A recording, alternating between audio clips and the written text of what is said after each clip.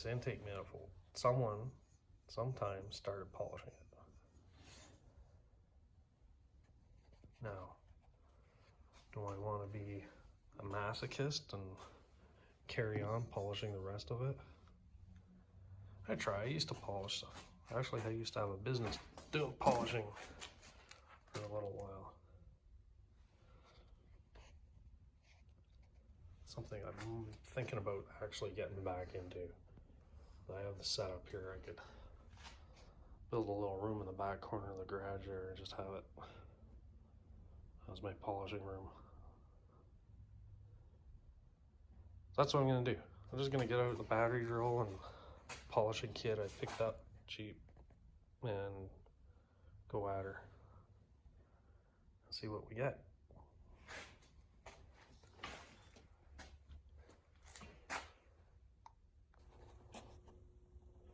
Okay, so what I've got, some sanding stuff, kind of get the rough surface taken care of. Then this cheapo polishing kit, a couple buffling wheels, and I'm going to use my battery drill.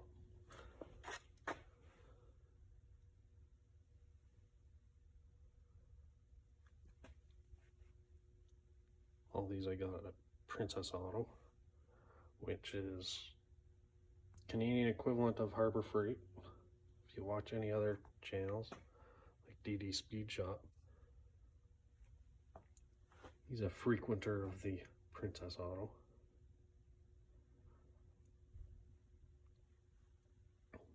Thing is, Canadian Tire used to be, I'm going to get critical here for a minute. Canadian Tire used to carry all this type of stuff. They still carry some of it, but not to the degree that they used to, and Princess Autos kind of filled that gap. Canadian Tire, you drop the ball. You stop having the walls of chrome goodies for small block Chevys, that's when you lost me. Instead you got furniture in the back friggin' corner. I don't know.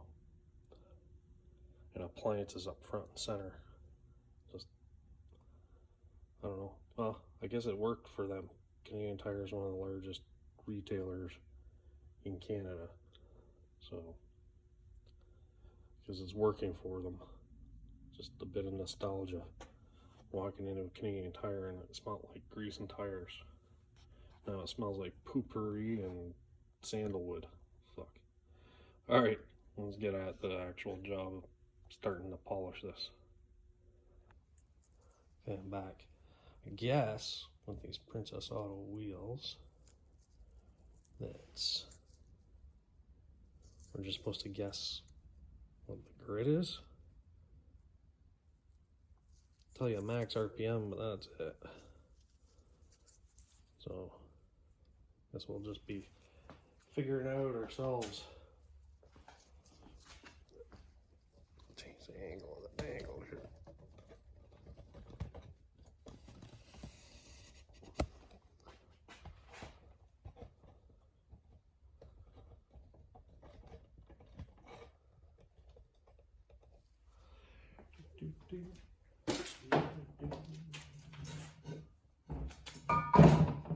Relocate this.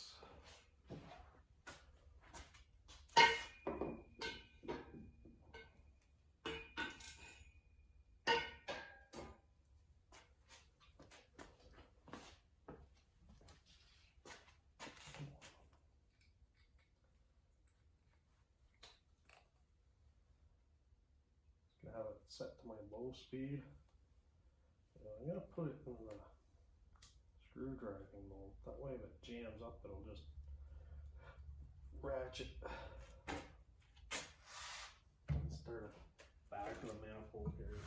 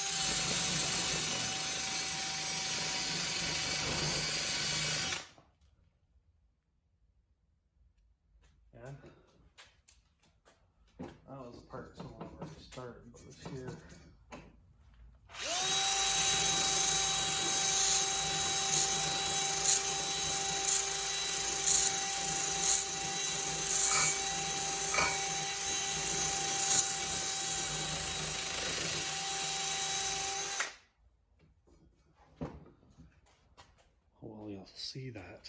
The camera. Again.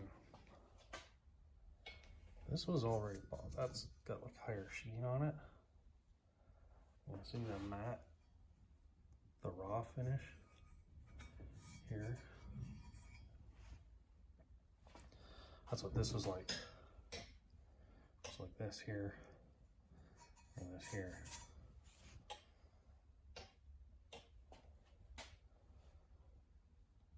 This doesn't take 10 minutes.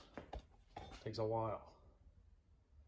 I've done show polish finishes on something like this, and it took me actually the better part of a week, like a full-time week, like 40 plus hours on a manifold. But that's because, well, someone was being super anal. Well, and it was for a show car. Why they just didn't get it chromed, I don't know. I think it had, at the time, it had something to do with the time and the show, and they couldn't get it into the chromer on time. They did have an intake manifold that was chromed. It got damaged somehow. So they paid me a bag of cash to polish it.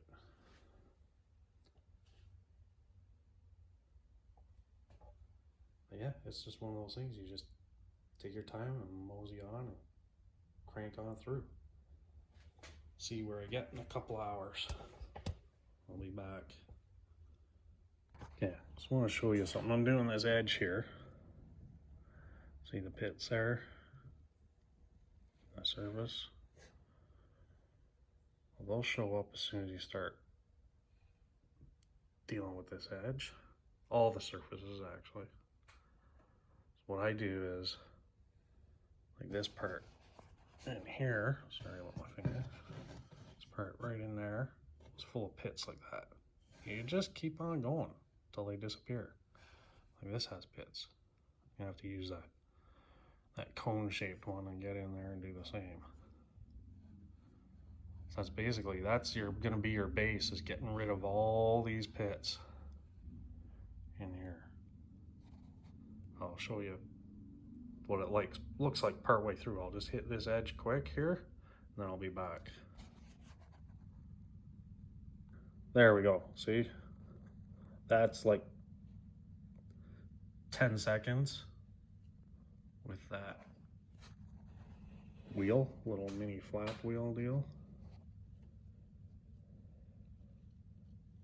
So the bottom portion, not so many pits. Up higher, more of these little bits. And that's just from the rough casting. These are sand cast manifolds. So that's just the texture of the sand they're cast in. You want to grind all that surface out. But it doesn't take much. Just like literally seconds. Another minute on that little section, it'll be gone. I'll be back. I'll show you. There we have it. Pits are gone. Now there's just scratches from that little flapper wheel. Those will come out in the polishing stages. But one thing you want to be mindful of, keep it moving so you don't get some weird flat spot or a divot. It's aluminum, it's pretty soft, material comes away pretty easy and quickly. There's the before, there's after, first stage. We have all the rest of that to do. That took, including stopping to fill these little fill-ins and with these little video short sections, less than 5 minutes. Like just 2 minutes, literally. Minute and a half. If you were just to go, if I didn't stop, it'd be like a minute or two. That's what you do, just take each chunk and go. So I'm gonna actually start on this corner and work on it. I'll work my way across, around the front, down the other side. And I'll hate myself by the time I get to the back. That's okay. Okay, so I relocated my taller bench here as my drill press and stuff, and it's got a light there. Reason being, I like my work up higher. while I'm working on it, just to be comfortable. That's an important fact. And then what else I did was I screwed the intake to these two chunks of scrap chunks of 2x4 to stop it from rolling around. It was rocking back and forth and it was getting frustrating. So there we go. Make it comfortable, make it easy to work on. One thing though is I made sure I got these edges done before I screwed it to the board. I'll have to unscrew it from the other side to do that side. Okay, so I got the basic rough in that I could get with the bigger piece. Like I said, you're just knocking down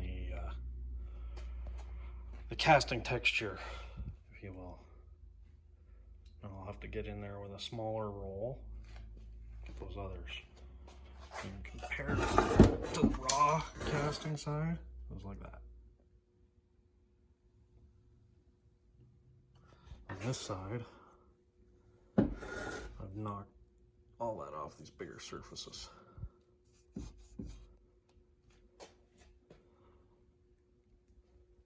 You can feel it. So in here, these areas, it's really hard to get it in here. Just gonna have to use that other pointier roll of mine. Like in here. If you want a consistent finish, there's some spots there. Same within this corner. In these corners, that's the trick.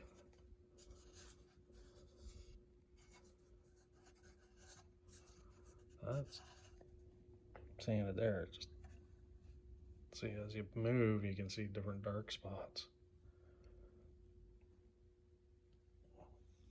Like in here, that's some pits that hard to get to with the wider roll I'm using there. And in here, basically the tight corners. Get across in here. You want to stay away from machine surfaces like carb mounts, distributor hole, thermostat hole. These are okay because it's just for heater hoses. I'll just be plugging those. I'm pretty sure this is going to go on the T.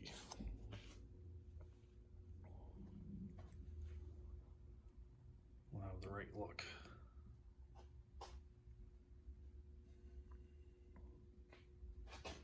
Raw, part way into the polishing. Okay, so I'm gonna just, I don't know, grab the buffing wheel and that little wheel on the compound and just try a spot, see how it polishes up from that finish on the roll. Throw me on the tripod. Do that without hitting the stop.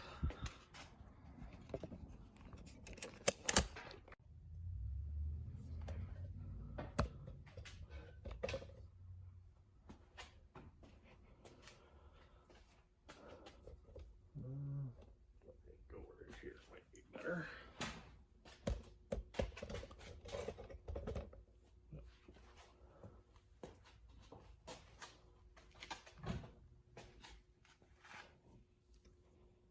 Put a bit of compound on.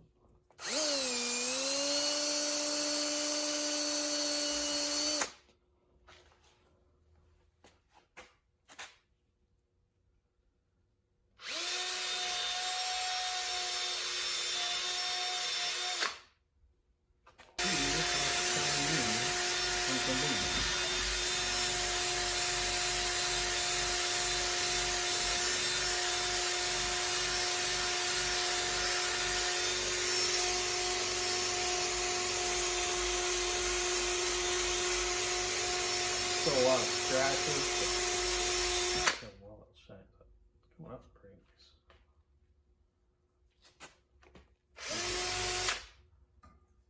Move the light.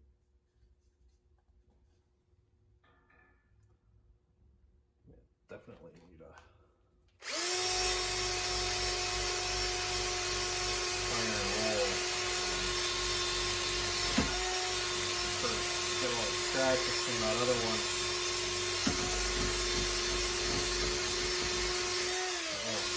Get all the scratches from the flap wheel out.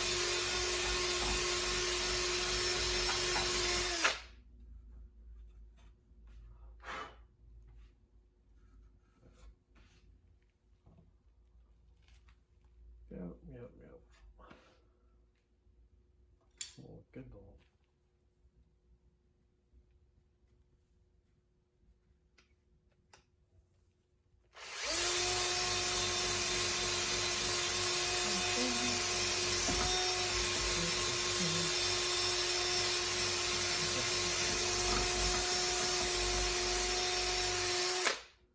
Yeah, definitely needs to go finer.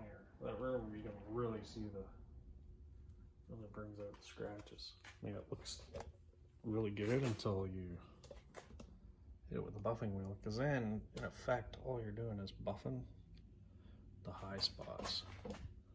So then the lower spots are showing up black. So you know it's not perfectly flat. See, those are just microscopic, but as a compound, polishing the high spots and then the low spots that are the scratches in there show up. So we need to go make smaller scratches that can be taken out with the compound. That's basically what you're doing when you're polishing. Make it smaller and smaller and smaller scratches until they're not visible to the naked eye. So if you're wondering what happens if you don't sand it down, that's what you get. I hit it with the wheel, the buffing wheel, just to show you.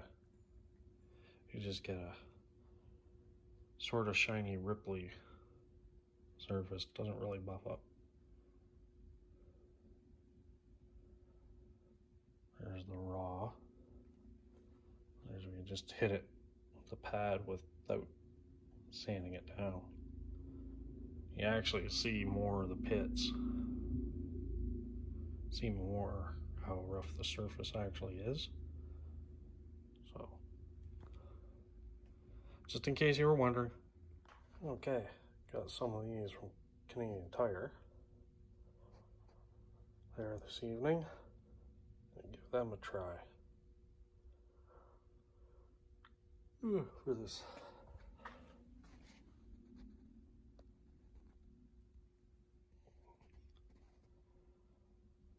Take another swat at the rest of this. So they come out finer. Back. Making progress. I need some finer discs yet again. Apparently they're really hard to find. No one goes anything finer than 150 with these roll locks. Apparently. That's all they had at the store. But yeah, definitely need some finer. But it's getting there. There's what we started with. And we're at this. So that's just the way you keep going, but I have to work tomorrow. So I'll be working for the next 5 days. I'll have to head up to work tomorrow. So won't be doing much on this before I go. I'll get back to it when I get back. And hopefully have more of a result for you. Because I just need to find some finer discs and then some rolls narrow that I can get in the corners with. Doing not too bad on some of it, but like I said, need the fine stuff. So we go from this to this to this. Need to get it finer. Get all these little scratches out.